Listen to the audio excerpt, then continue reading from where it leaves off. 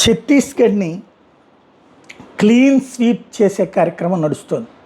ఏదైతే అక్కడ దశాబ్దాల తరబడి ఛత్తీస్గఢ్ వెనుకబడిపోవడానికి కారణం మధ్యప్రదేశ్ అనే ఒక పెద్ద రాష్ట్రం నుంచి ఆకాంక్షలతో విడిపడినటువంటి రాష్ట్రం అది. అలాంటి చోట్లన ఇప్పుడు తెలంగాణ లాగా దూకుడుగా ఎదగాలి.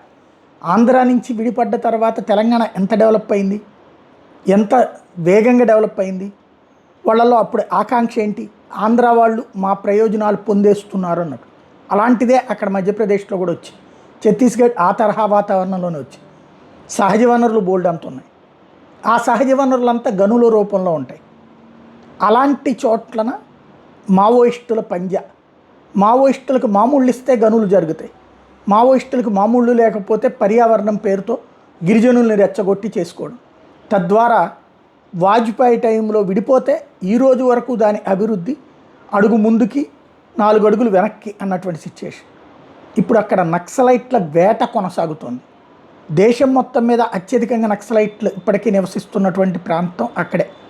తాజాగా జరిగినటువంటి ఎన్కౌంటర్లు ఏదైతే 2026కి నక్సల్ రహిత దేశం చేస్తానన్నటువంటి అమిత్ షా ప్లాన్లో భాగంగా టోటల్గా వరుసపెట్టి జరుగుతున్నటువంటి సంఘటనలు, అందులో 2 ఘటనల్లో 18 మంది మావోయిస్టులు చనిపోయారు. ఛత్తీస్గఢ్లోని సుక్మా దంతేవాడ సరిహద్దుల్లో 17 మంది చనిపోతే బీజాపూర్ జిల్లాలో ఒకళ్ళు, మృతుల్లో HZCM సభ్యుడు కూడా ఉన్నారు, జగదీష్. తద్వారా భారీ నాయకుల్ని టార్గెట్ చేస్తూ సాగుతున్నటువంటి ఈ వ్యవహారం నక్సల్స్కి ఇప్పుడు ఆల్టర్నేటివ్ ఏంటి అన్నటువంటి దిశగా ఆలోచించుకోవాల్సిన పరిస్థితి వచ్చింది. వాస్తవంగా కొంతమంది ఇంతకుముందే తెలివిగా ఏం చేశారు, మామూలు జనజీవన స్రవంతిలోకి వచ్చేసి మేధావులుగా, స్వచ్ఛంద సంఘాల నిర్వాహకులుగా, లేదా మానవ పౌర హక్కుల విభాగాలకు సంబంధించిన వాళ్ళుగా చలామణి అవుతున్నారు.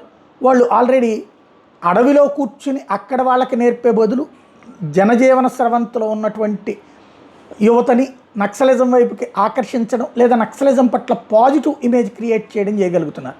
కాబట్టి ఇక నెక్స్ట్ నగరాల్లోకి నక్సలిజం వస్తుందేమో చూడాలి.